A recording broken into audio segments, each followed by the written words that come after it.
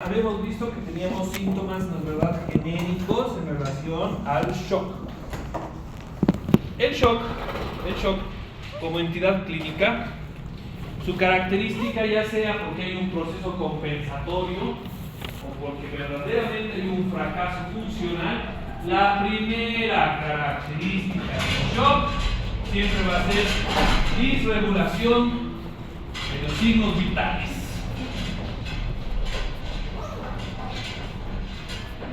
Entonces, por ejemplo, el estadio final del shock, a ver, veremos.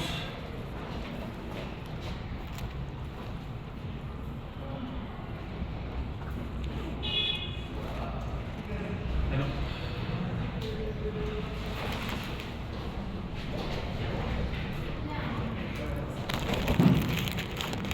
Listo. Cualquiera de las variaciones en los signos vitales son una clara demostración de la instalación de un cuadro de shock. Pero ¿cuál es la circunstancia, sin embargo? Cuando nosotros verdaderamente vamos a saber que nuestro proceso patológico ya está próximo a la falla multiorgánica y a la muerte. Es una mezcla de varias variantes, pero la primera variante, ¿cuál va a ser? ¿Cuál creen de todos estos que sea determinante para la muerte? Frecuencia cardíaca. Uno de estos es clara señal de que ya va a morir. Frecuencia cardíaca. Correcto. Este es el primer signo que nos va a hacer una demostración de que el paciente ya va a fallecer. Porque si hacemos un repaso muy breve, ¿no es verdad? Sabemos que el flujo es laminar, el flujo sanguíneo es laminar. Sin embargo, ¿qué es lo que lo hace laminar? La presión.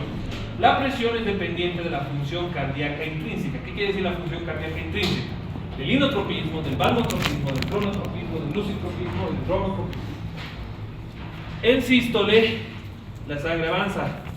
En diástole, la sangre se detiene. En caso de que haya un descenso gradual de la presión arterial, que la presión nos explica que es el fenómeno de fuerza que se genera cuando la sangre golpea la pared arterial, si el vaso sanguíneo empieza a dilatarse anormalmente, se pierde la fuerza física y la presión empieza a decaer. El último que se mezcla con esto es este, la saturación de oxígeno. Imagínense que tenemos una proteína, ¿no? A esta proteína le vamos a dar nombre, ¿no? Las proteínas que tienen este nombre, que se llaman hemoglobina, tienen una serie de familias y subfamilias. Por ejemplo, esta es la hemoglobina A1C. ¿La conocen esa? ¿Qué se llama? Hemoglobina Glucosilada. porque su característica es que tiene una alta afinidad por la glucosa de manera patológica. La hemoglobina en condiciones normales no debe unirse a la glucosa, a menos de que haya un proceso patológico que se llama glicosilación no enzimática. Y la hemoglobina glicosilada, ¿por debajo de cuánto tiene que estar? En condiciones normales. 6,5%. ¿Y cuánto es la saturación de oxígeno normal, por ejemplo? En la altura, digamos, hasta 88%. Aquí, ¿qué nos está diciendo? Nos está diciendo percentiles. Los percentiles son una referencia directamente de la función física de la hemoglobina, porque si nosotros viéramos a la hemoglobina, digamos, esta es la hemoglobina, le vamos a poner un valor. ¿Qué valor es ese? Nos está haciendo una referencia de su función física. Literalmente quiere decir que el 91% de la superficie de la hemoglobina está ocupada por oxígeno. Eso quiere decir que esta superficie, este 9% está libre de oxígeno. Está libre de oxígeno, este segmento de aquí. Pero el restante 91% está ocupando el espacio físico de la hemoglobina. Como por ejemplo aquí. La hemoglobina glicosilada está en percentil porque quiere decir que 6,5% es lo máximo tolerable.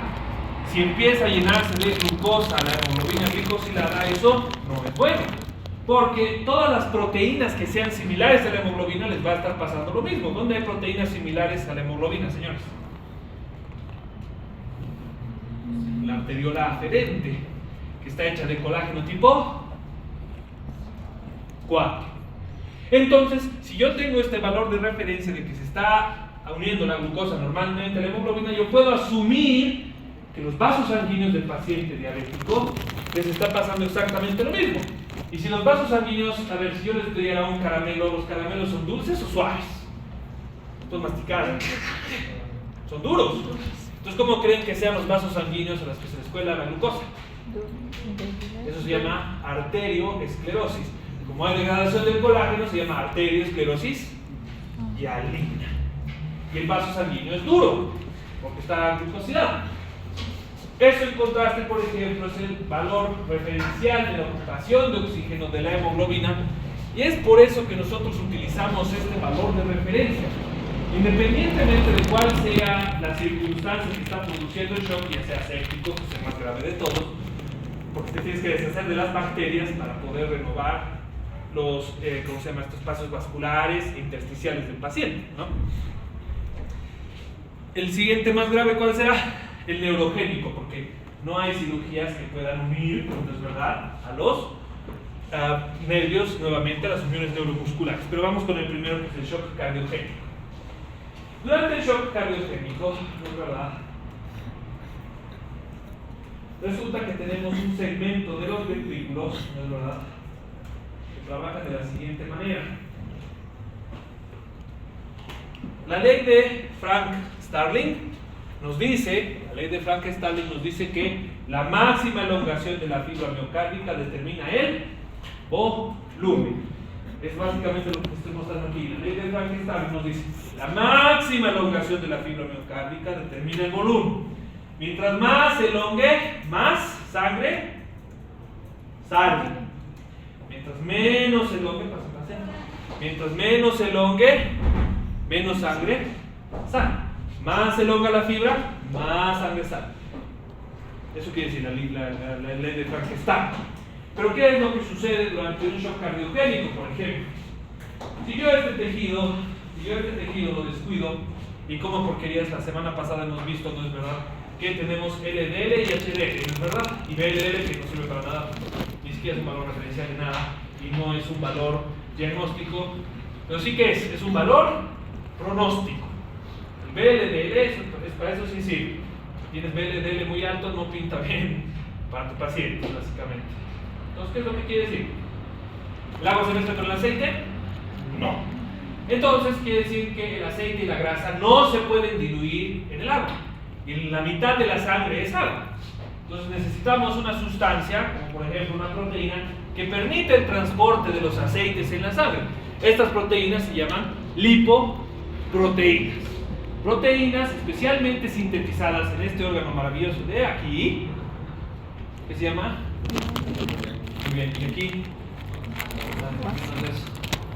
entonces sí saben, entonces, ¿cuál es la circunstancia? Estas lipoproteínas tienen afinidad basada en saponificación. ¿Cómo se llama el jabón en inglés?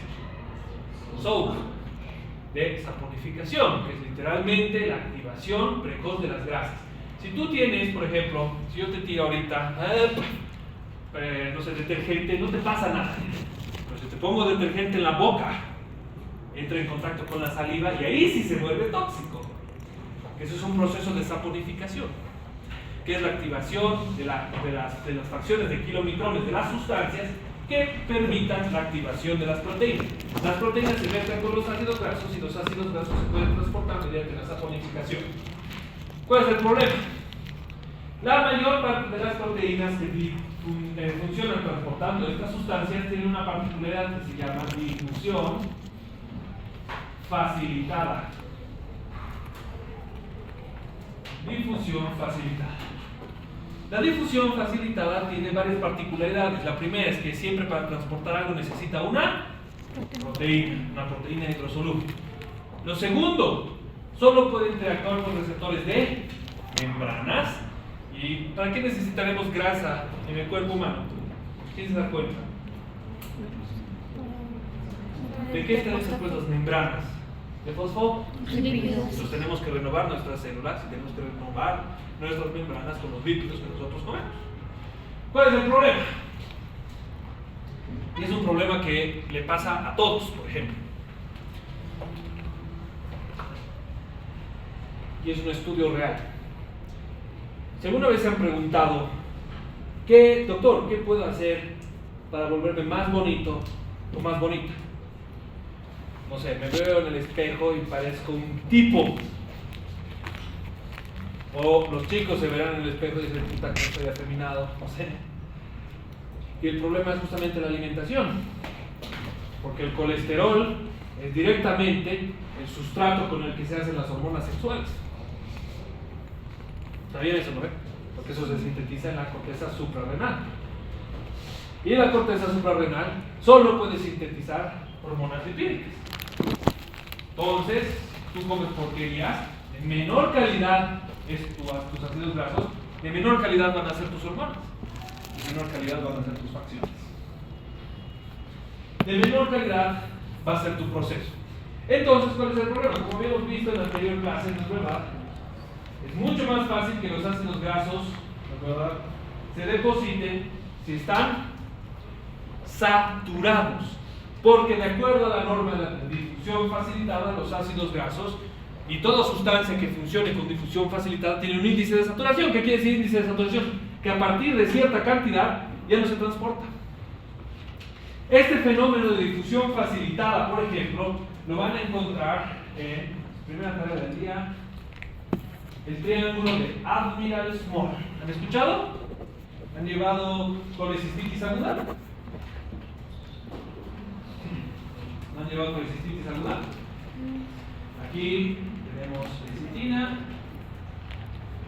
aquí tenemos ácidos grasos y aquí tenemos bilis.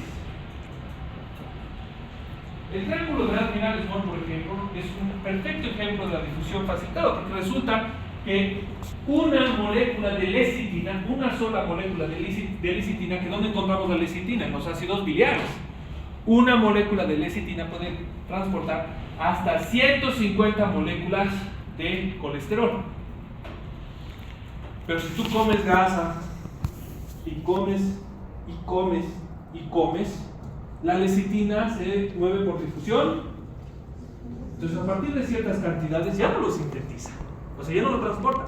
¿Y qué le pasa a los ácidos grasos? ¿Dónde se quedan? En la vesícula biliar. La vesícula biliar, como toda víscera, está rica en calcio. El ácido graso mezclado con bilis, mezclado con calcio, el calcio tiene una mala costumbre de precipitarse. Entonces se forma un cálculo biliar. Y lo mismo le pasa a la sangre, pero sin la bilis, ¿no? Obviamente. El HDL, el LDL, ¿es verdad?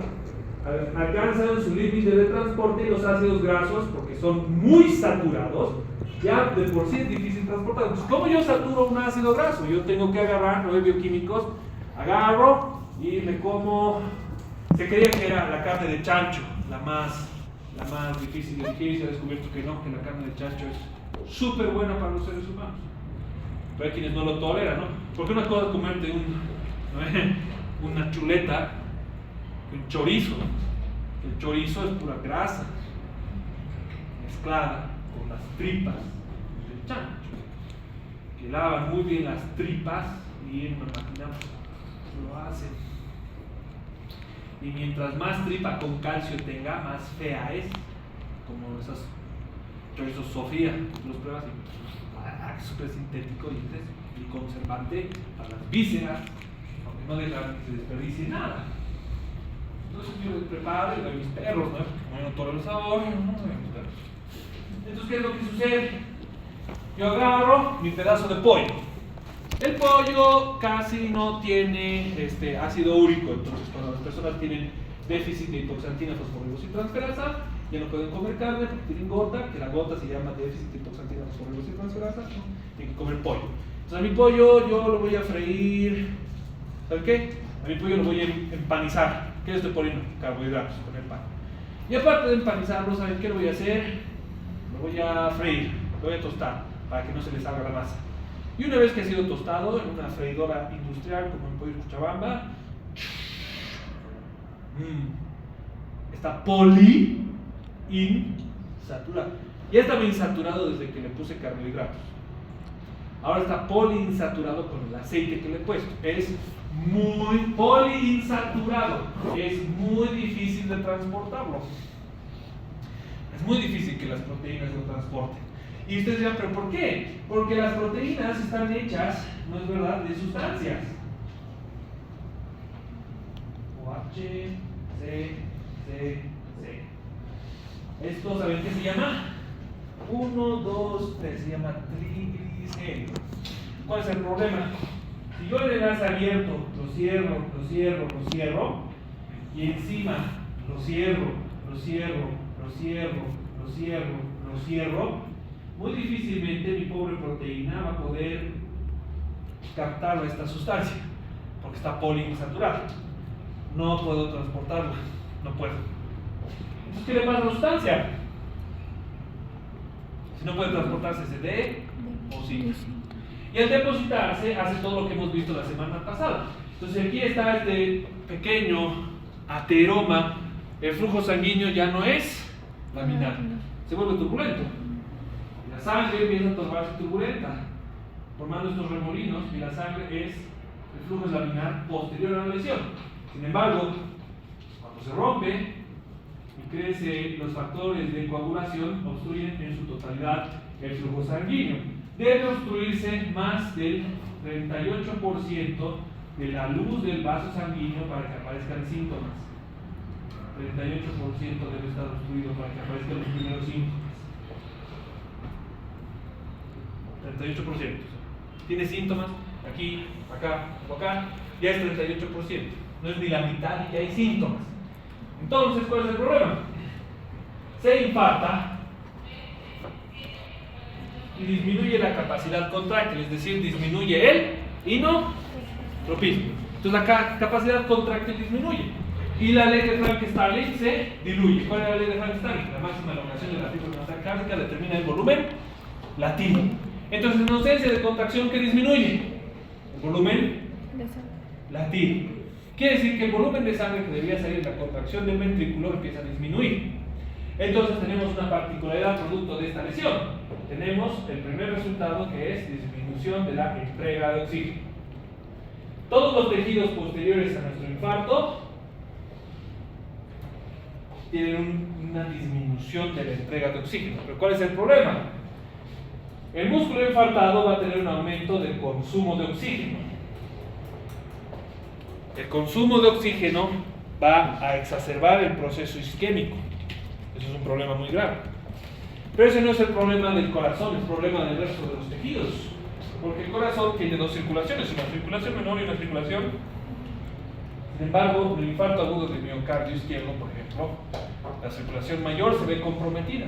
Entonces, ¿cuál es el problema? ¿Cómo explicamos esta variación en los signos vitales? Como dice su nombre, son signos vitales. Su ausencia es indicador de la muerte. Nuestros tejidos están hechos para sobrevivir a expensas de los otros tejidos. ¿Cuáles tejidos son estos? Estos tres: el cerebro, el corazón y los pulmones. Ellos garantizan su consumo de oxígeno. ¿Y cómo lo hacen? Estos tres tejidos carecen de un, digamos, esta es la red capilar. Y aquí está el extremo venular.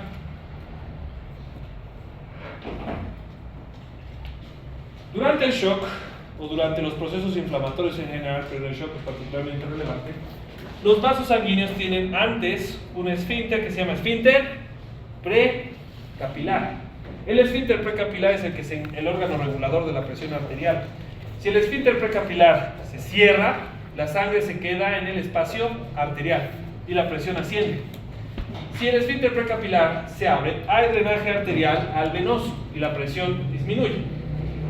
Estos tres tejidos se llaman tejidos nobles no solo porque cuando se lesionan te mueres, sino porque estos tres tejidos no tienen esfínter precapilar. El intestino, los riñones, el vaso, los órganos genitales, todos tienen esfínteres precapilar. ¿Y cuál es la característica durante un infarto agudo de miocardio? ¿La frecuencia cardíaca aumenta o disminuye? Disminuye cuando te estás muriendo, pero al principio, para compensar esto,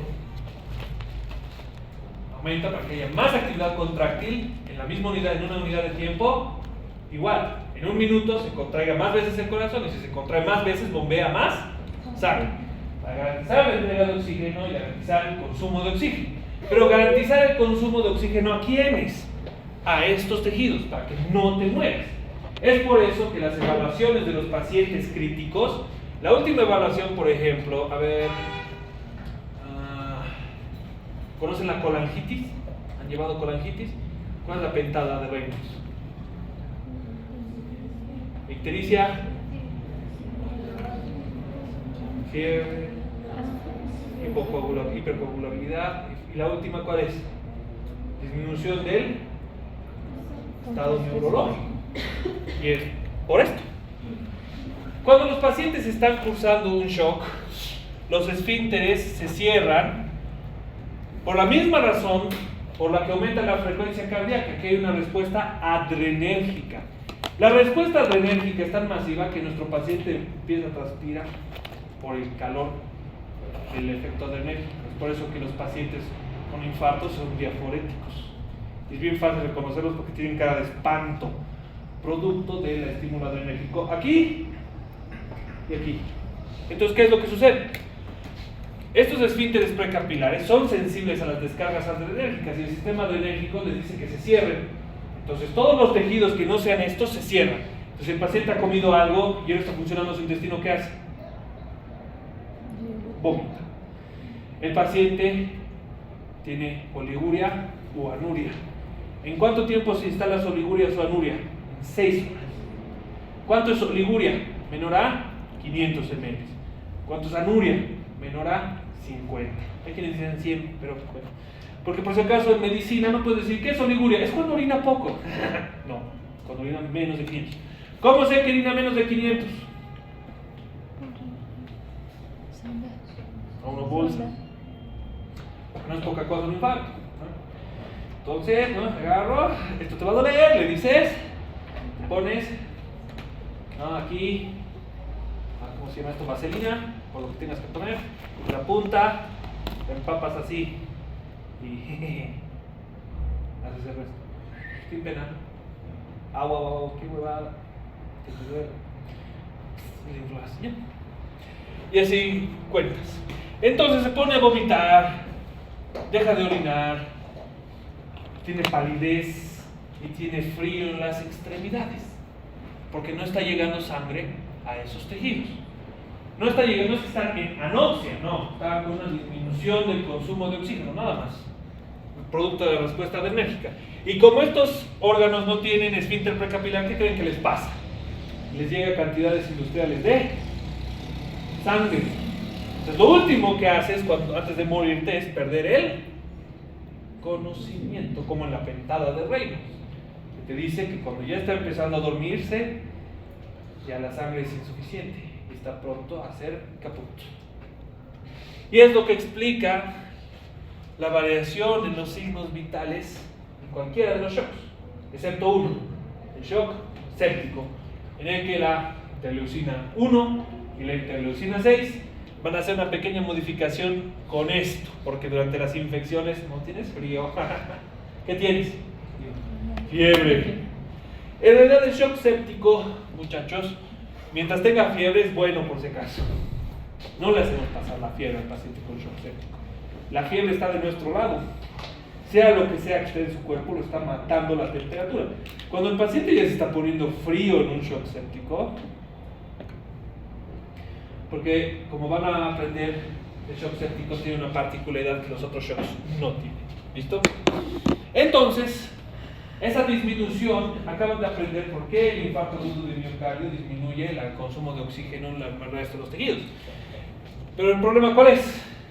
La bomba cardíaca es la que garantiza la llegada de sangre a estos tejidos. Entonces yo tengo que sanarla y ponerla a funcionar lo más rápido posible antes de que la entidad sea irreversible. ¿Y cuándo es irreversible un shock séptico? ¿Quién se da cuenta? ¿Quién se da cuenta? Está aquí en la pizarra. No está anotado, pero les he dicho. Razonamiento, a ver, son doctores ahora. Son doctores. Muchachos, vencen este semestre y ya son doctores, porque nadie se tira en las materias de especialidad, les prometo. A los doctores les importa poco su vida. Entonces, dicen, yo no voy a venir en invierno por y te aprueban para irse de vacaciones. No temen, van a estar bien cuando venzan esto. Pero ahorita, por razonamiento, ¿cuál de estos es el que nos dice que ya está muerto? ¿Por qué se llama refractario? ¿Alguien sabe? Por un punto de su examen. Cuando ya es insensible a qué. ¿Ya? ¿Usted a ver? ¿No?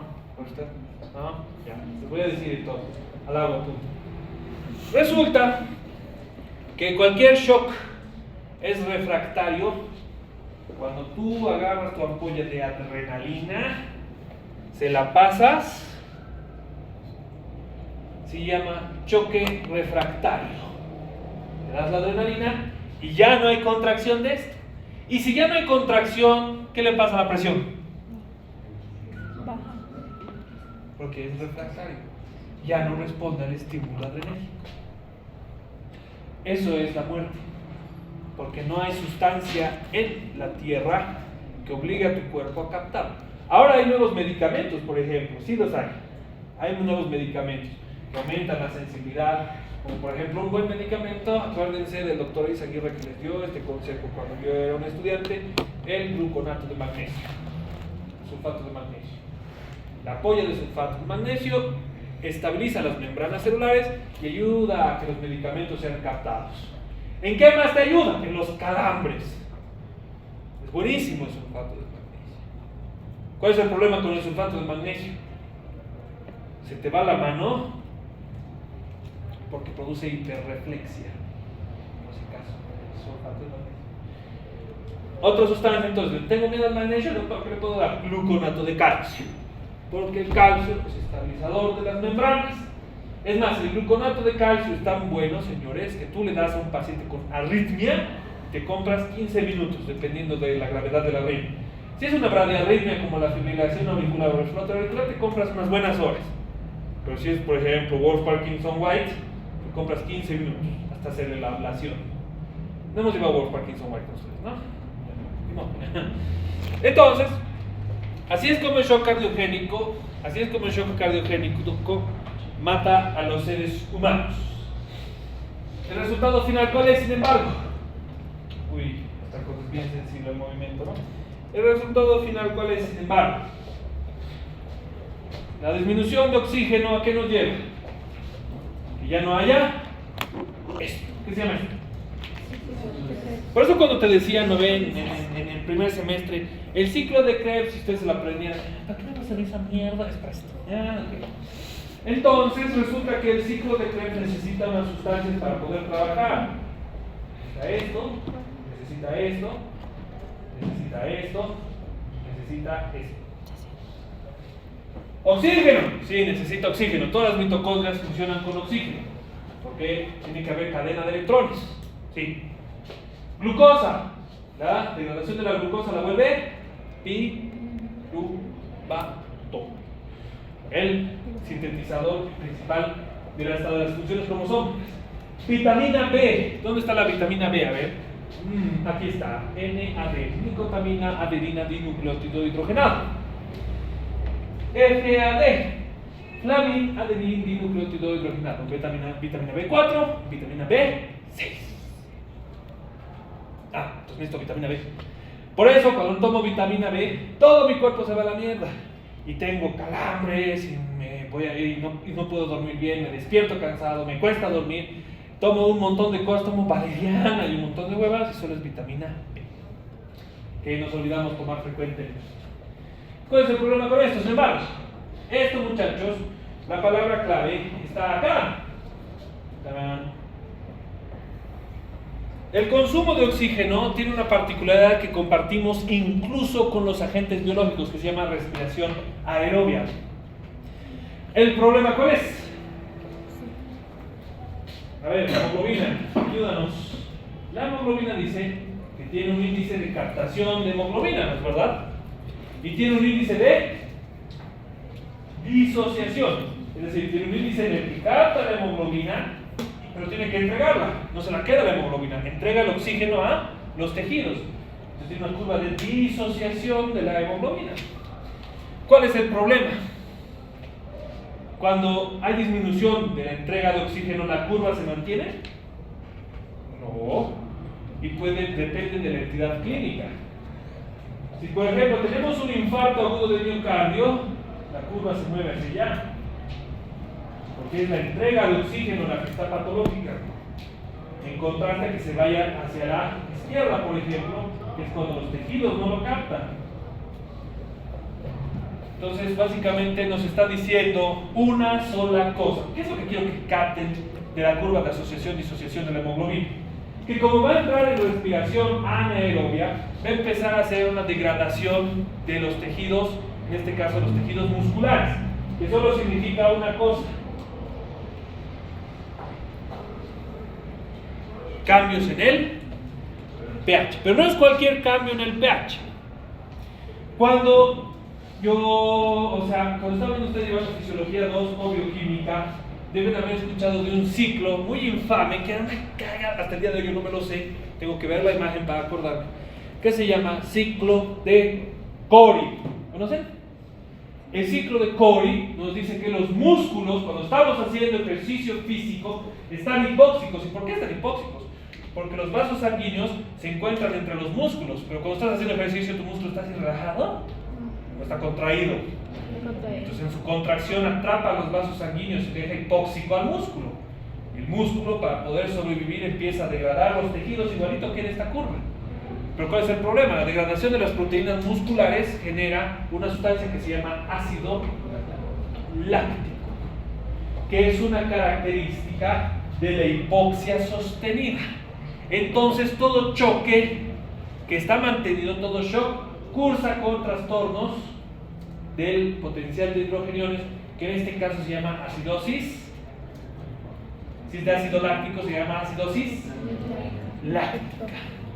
La presencia de acidosis láctica es un factor muy relevante en cualquier paciente que está sufriendo un infarto agudo de miocardio. Y es más, que a ustedes les va a salvar la vida. ¿En cuánto tiempo se instala la acidosis láctica? Aproximadamente 45 minutos a una hora. ¿Y por qué 45 minutos a una hora? A ver, muchachos, ¿quién sabe qué es una persona? Terminología médica. ¿Cómo se llama una persona que no hace ejercicio? Ya, pero ¿cuánto ejercicio tienes que hacer para no ser sedentario? Perfecto. 150 minutos de ejercicio físico a la semana. Haces menos de eso, eres sedentario. Entonces, ahí tenemos un paréntesis. 150 minutos, ¿cuánto tiempo es? 60 minutos es una hora. 60 más 60 es 120. 2 horas a... Perfecto. Con que hagas ejercicio una hora lunes, miércoles, el viernes, media hora camines, ya no eres sedentario. Sin embargo, para que se instale el cuadro de ácido láctico toma 45 minutos. Entonces, si el paciente llega y en su laboratorio tiene acidosis metabólica y ustedes hacen la detección, ¿dónde puedo detectar el ácido láctico? En la prueba de orina. Ahí lo van a encontrar. ¿Cuál es el problema? Es muy probable que te den un falso negativo, un falso positivo, porque si estás en ayunas, también tienes acidosis láctica, y si tienes apendicitis, también tienes acidosis láctica. Entonces, ¿cómo voy a diferenciar? Es fácil. Está infartando, se va a agarrar de aquí, y está con apendicitis, se va a agarrar de aquí. Listo, no hay lío. Semiología. Por eso la aprendes. Entonces, si tiene presencia de ácido láctico, quiere decir, ¿hace cuánto le ha dado esto? Hace 5 minutos. Mentira. Eso es una vil mentira. Porque por fisiología, incluso si se hubiera infartado hace 5 minutos, desgraciadamente este cuadro hipóxico tarda 45 minutos en instalarse mínimo. Porque incluso si fuera una persona que es bastante sana, tarda el doble. El mínimo tolerable, digamos que soy un súper gordo, son 45 minutos. En caso de que, entonces, ¿cómo distingo de que está en ayuno porque se ha infartado? Porque es una acidosis láctica mínima la del paciente que está en ayuno. Este paciente, todo su pH se ha modificado. Efectivamente, el paciente con apendicitis y con ayuno va a tener una acidosis láctica, va a tener ácido láctico en la orina, pero no va a tener acidosis. Es una pequeña sustancia en pequeñas cantidades que lo gana. ¿Listo? Muy bien. Entonces, aquí está, es verdad, la correlación que determina la presencia de hipoxia. Es verdad, la disminución de la concentración de oxígeno que conlleva inevitablemente a la hipoxia. ¿Qué hipoxia en este caso? Hipoxia tisular. La hipoxia tisular irremediablemente lleva a la respiración. La respiración anaeróbica exacerba la isquemia orgánica. ¿Y cómo exacerba la isquemia orgánica? Por esto. Porque todo su organismo tiene dos extremos, ¿no es verdad? Y ahorita los vamos a aprender entonces para que sepan. Anótense, porque les va a servir toda su vida lo que les voy a decir. Seguramente cuando ustedes sean internos les van a decir, ya, aquí hay una gasometría, dime qué tiene. Ya digamos que no sabe, por lo menos sí sepa el resultado final. Durante las acidosis, las membranas celulares se vuelven muy permeables. Quiere decir que muchas sustancias se meten dentro de las células y exacerban los procesos. Es por eso que durante la cetoacidosis diabética, el cuadro final antes del coma es la convulsión. Porque las membranas de las neuronas se hiperpermeabiliza la membrana, se empiezan a entrar las sustancias, se empiezan a despolarizar normalmente las neuronas, desencadenando cuadros epileptiformes, que es la antesala al coma cetósico. Convulsionan. ¿Y qué más tienen?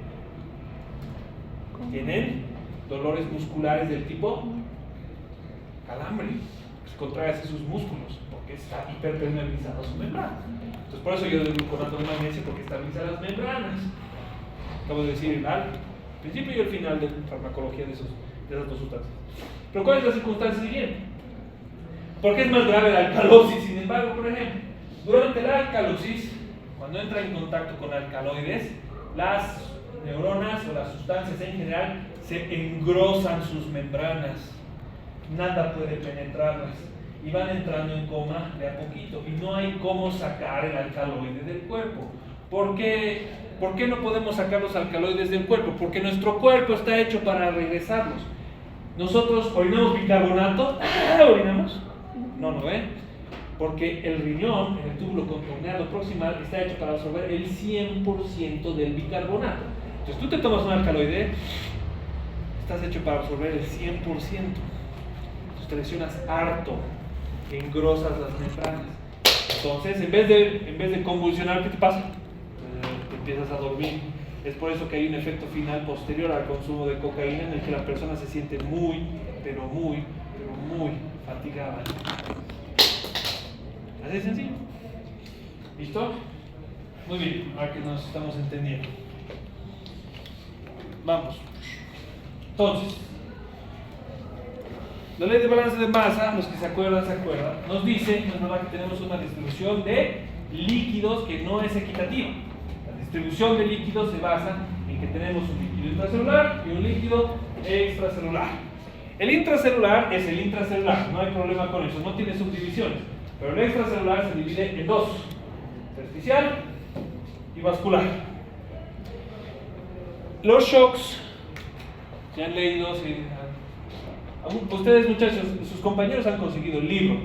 Vayan a ver el libro, lean el capítulo de shock. Van a ver que el shock se va a calificar dentro de sus subclasificaciones. Van a ver que tiene una clasificación que se llama distributivo y no distributivo. El distributivo lo jode esto.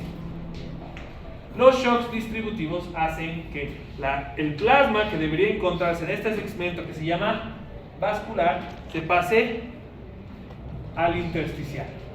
Entonces tenemos una disminución del flujo. Y si tenemos una disminución del flujo, tenemos una disminución de la entrega de oxígeno. El shock más famoso que hace eso, y es justamente por eso que es muy peligroso y es el más propenso a ser refractario, es el shock séptico. Y vamos a aprender ahora mismo por qué el shock séptico produce eso. El shock séptico es bastante bastardillo por el siguiente motivo. ¿Dónde está? Lo borraremos eso. Aquí ya hemos hecho shock cardíaco. Vamos a ver. ¿O con qué shock quieren empezar? Hemos visto el cardiogénico, que el séptico, que el anafiláctico, neurogénico, embólico, cualquier. ¿Cuál? ¿Séptico está bien? Sí. Sí, porque es más complicado. Muy bien. Entonces vamos. Shock anafiláctico, van a ver que es sencillito. El neurogénico es más. El embólico es el jodidito, porque van a tener que agarrar su libro de fisiología respiratoria y cuando tengan ahí su Guyton de fisiología respiratoria, pues sacarle el polvo y buscar en su compartimento las zonas de West. Y ahí, cuando ya entiendan las zonas de West, de ahí tienen que ir a internet y buscar zonas de West, actualización 2025 y descubrir que ya no son 3 zonas de West, que ahora son 4 zonas de West. Y de las 4 zonas de West, les va a gustar esa literatura, porque cuando un paciente está mal, ¿de qué lado le decimos que se eche? Izquierdo. ¿Por qué será? Ven a leer las zonas de West. Entonces, les presento a este individuo. Es bastante malvado. ¿Qué se llama? E. coli. La E. coli, correcto. La E. coli, enterotoxigénica, enterohemorrágica, enteroinvasiva, enterotoxigénica, no me acuerdo cuáles más hay, no importa, el Toro-Gawa, el Fabo-Gawa, tantas clasificaciones que tiene la E. coli. Ok. ¿El principio cuál es? Entonces, tenemos esta bacteria. Perfecto. Tenemos nuestra E. coli. Y tenemos su contraparte que es más así, que es una bacteria malvadísima, que donde la pongas los mata. Le da una infección a un perro, lo mata. Le da una infección a un gato, lo mata. Le da una infección a un cactus, lo mata. Le da una infección a una planta, la mata. Le da una infección a una persona, la mata. ¿Saben qué se llama este individuo? ¿Ya se dan cuenta? Huele dulce.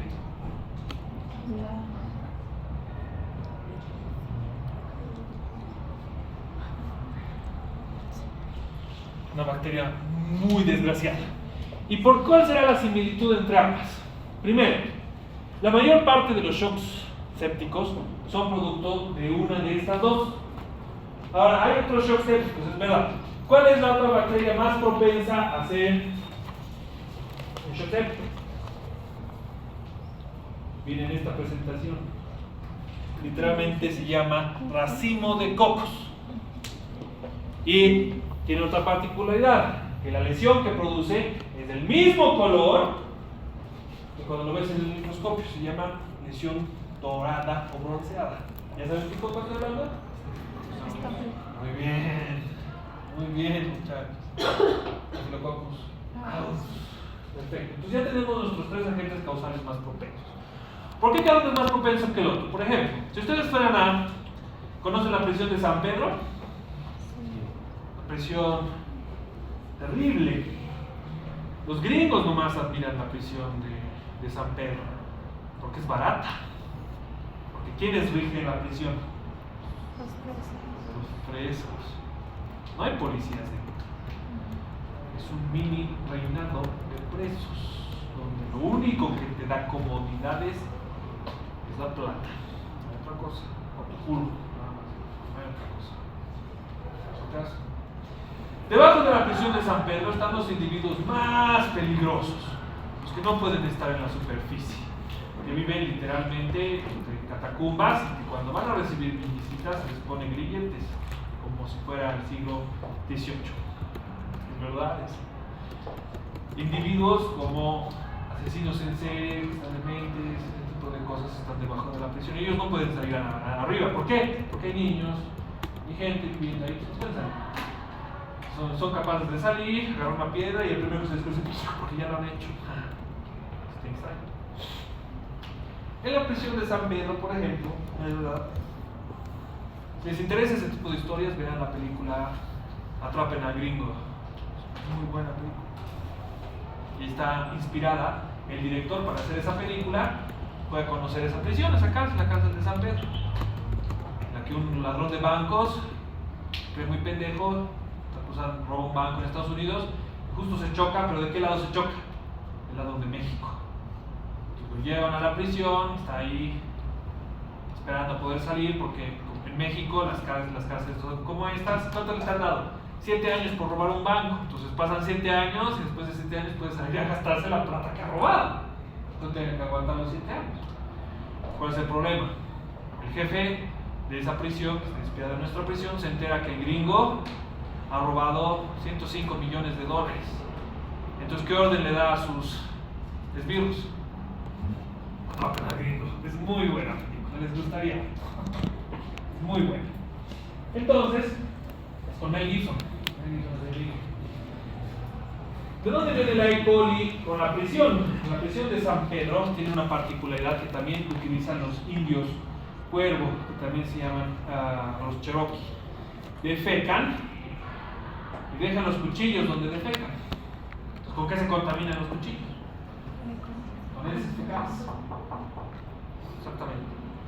En contraste, por ejemplo, la pseudomonas, la forma más frecuente de adquirir una infección pseudomonas es asociada a servicios médicos. Porque la pseudomonas, van a notar, ¿alguno de ustedes ya entró a una cirugía? ¿Les han hecho meter sus manos en sus bolsillos así? ¿No? ¿Han ayudado en la cirugía? Ya. Los que se han acercado por lo menos medio metro al acto quirúrgico deben haber visto que cuando van a poner iodopovidona, ¿qué es lo que hacen? ¿Le ponen directo? A ver, en la superficie de esa iodopovidona, ¿qué creen que puede crecer? Por eso se bota. La shigella también puede crecer después de eso. Entonces, si ven que lo están botando, ya saben por qué es. Porque por eso, imagínense, es una bacteria que sobrevive en el yodo, no al yodo, sobrevive en el yodo. Okay. Entonces, estos agentes biológicos nos infectan por X o Z razón, lo cual nos lleva al primer estadio del shock séptico.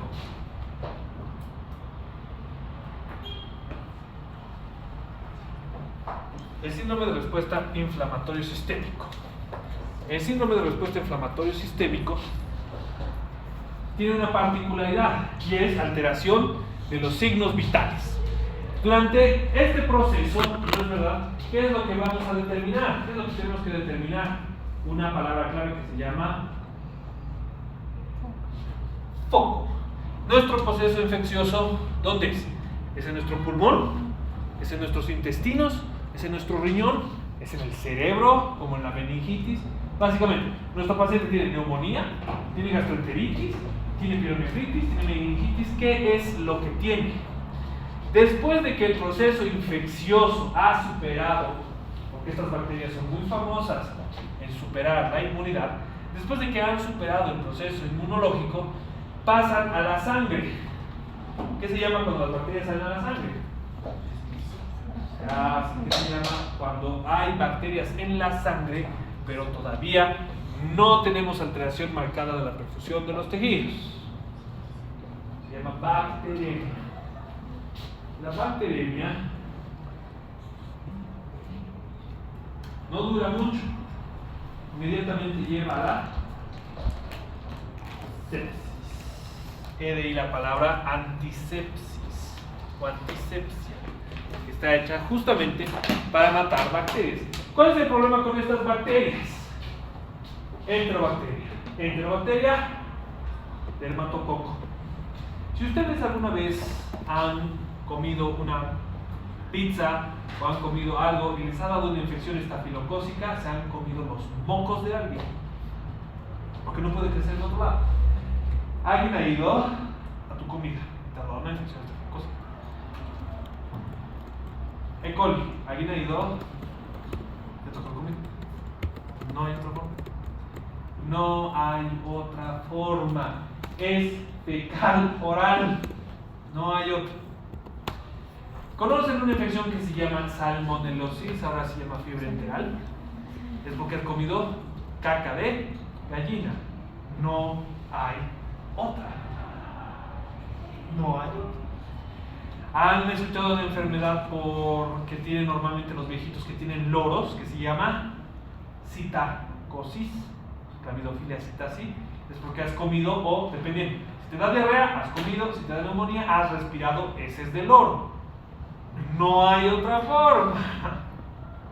Por eso, tener aves es de mucha dedicación, porque tienes que limpiar las heces fecales antes de que se vuelvan polvo. Porque tú le das hacia la reja y el polvo con las bacterias, y tú vas y te enfermas. ¿Cuál es el problema? ¿A quién le da más seguido citacosis que a los mismos? Por ejemplo, cuando yo veo en Facebook así sus fotos, las que están escalando montañas, pero escalando montañas de verdad, es solo cuestión de tiempo. ¿Cómo te puedes enfermar de citacosis escalando montañas? Sencillo, agarras tu mano, puedes ver por encima de la de tu mano, ¡pam!